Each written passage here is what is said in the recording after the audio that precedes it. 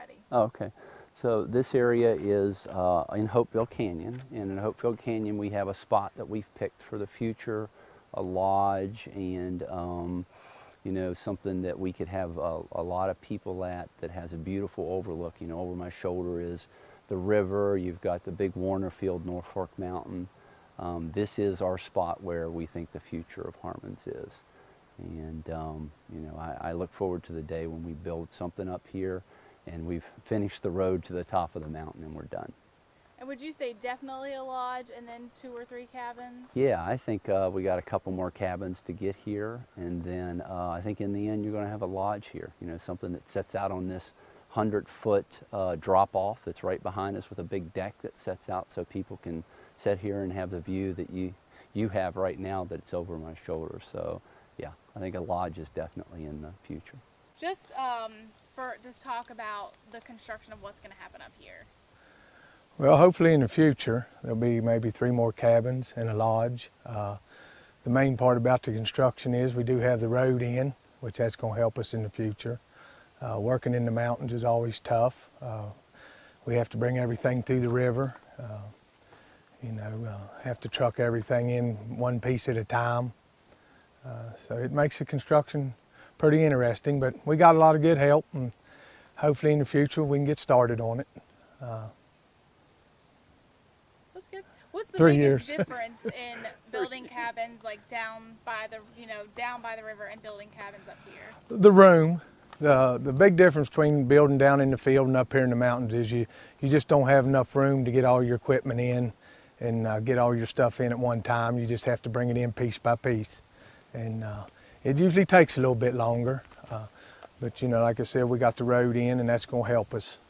We went ahead and did it this year, and so we'll be ready for the future. Okay. Whatever you want to say. Okay. What was it like growing up around here, being near all the cabins, and, you know, getting to meet all the people that come through and stay here? It's fun. Very It was fun. really great. The same people came every summer, you know, and we grew up with them. And they were from Clarksburg, Fairmont, Morgantown. And it was just a great life growing up. And just over the years, how have you really seen the business, the cabins, everything expand? The business expanded or got bigger and nicer and everything when Todd graduated from college. He had a vision and he had a dream of what he'd like the cabin lot to be. I didn't quite have that. It went from outside toilets to and 3-burner stoves to the big nice log cabins that we have now with every convenience in it that you need. And so it really started when Todd got out of college, and he came over and he said, "Mom, I'd like to build a nice cabin." And I said, "Well, we only have one left. Let's get rid of it," which was number 3, and start there. And so there's where we started. And it changed drastically from then on. Each year it's gotten bigger and better and bigger and better and bigger and better. And just over the years, what's been the best part about this being a real family business for you?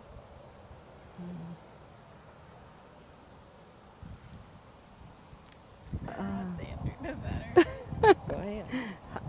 I mean, you know, it's because it started with our father, then it came to me, and then it's going on to our children, and then it will go on to our grandchildren, hopefully. And a lot of people come here and they love it. It's a beautiful place to get up every morning and look at the rocks and the rivers and everything that's here. And we're just blessed to live here. We're blessed to meet so many nice people, and we're just really thankful for all God's creation, and He gave us a beautiful part to live in.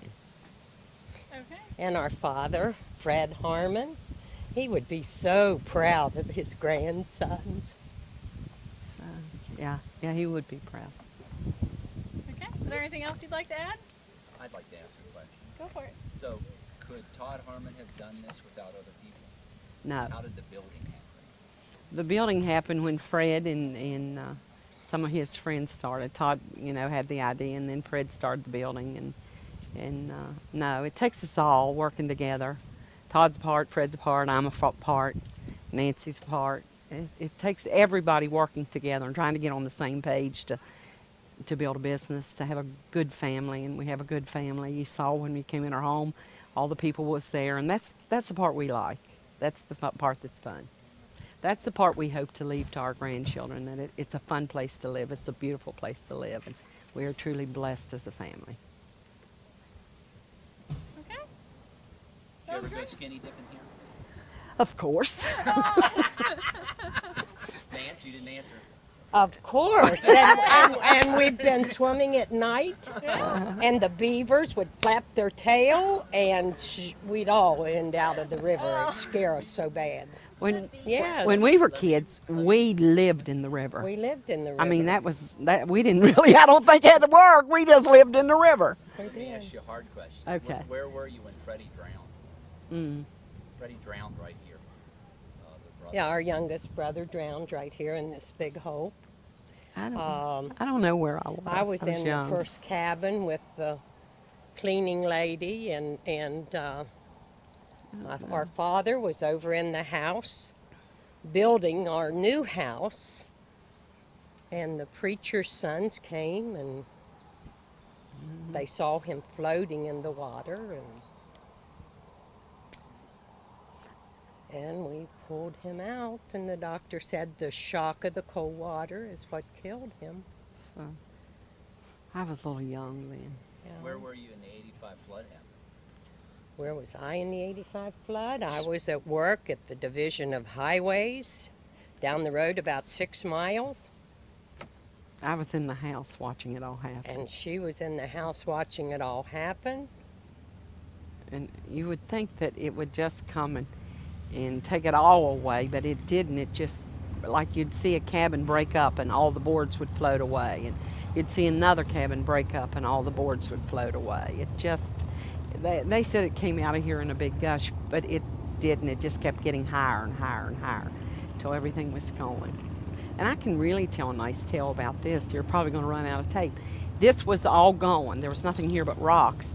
And the preacher would come to me and say, don't you think over there that we could give the church that? And I'd say, oh, Lord, we've done lost it all. You don't want me to give that church that. And so it went on for a long time. And finally I said, ask Todd. And Todd come back and he said, oh, Mom, we'll give it to him, won't we? And I said, oh, that boy's done lost his mind. But we gave him just a little triangle so they could get around the church. And they pulled that hill and gave us 500 loads, which made this right here. And I've always told that tale because it taught me a great lesson about how it's better to give always than to receive yourself.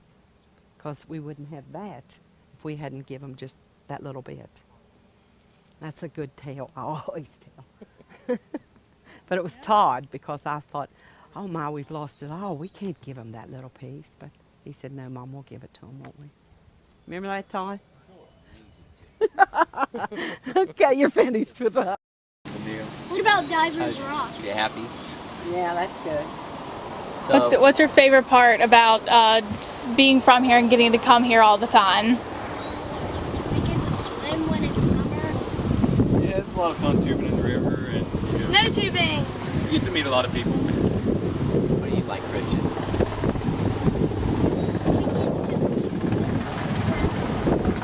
That's fun. But you can Snow tubing. Campfires. And s'mores. like some marshmallows. Do y'all plan on keeping the family tradition going for years to come? Yeah. Try to keep things going and growing. That's fair. I thought you was going to say something about the Divers Rock. What about diving off the big rock? It's very fun, but the water's too low to dive now. It is. How about trout fishing? Christian, how big was that trout that you caught, buddy? Oh, yes. Some big trout. Big trout. Christian, you sure? I think it was about that long. Yeah, about that long. Dad. Teaching him how to be a true fisherman. And you know, we're trying to get them, you know, to enjoy the part of the business that we grew up in, because, you know, we're busy now and it's hard for us to go back. The cool and fun part is just running to Dolly Sods with the kids and going to Scenic Rocks with Yeah. the kids. And, you know, you like Dolly Sods? Yes. The snow, yes. Seneca Rocks, up on top of Seneca Rocks and horseback riding. Yeah. We like the snow when there's not 12 feet of it. Oh yeah, see Freddie's old enough now, he has to actually shovel the snow instead of just playing. So Yeah. he's our hot tub man. He does all our hot tubs for us. Anything else you guys want to say? Yeah. What? When you come here, make sure you don't climb the trees because they're all mine. They're all mine. And bring lots of bug spray.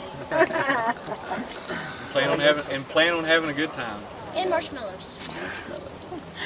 Okay, that was good. Yeah, we have Please. to. Yeah, right. Okay. All right, just you two have the experience. Why would this be a great wedding spot for someone else, or in general?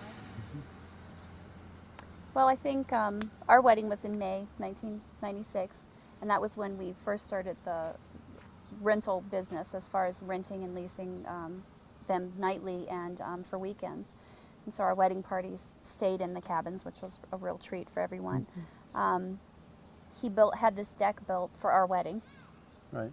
Actually, So- for the so he could propose to me. proposal, He actually I proposed proposed. right at that tree. At the deck. Yeah. And in October. that is your view. Yeah. Doesn't get much better as a backdrop. Right. And just to be able to, experience nature in such a simple fashion without you don't need a lot of extras here to make it nice. Right. Yeah.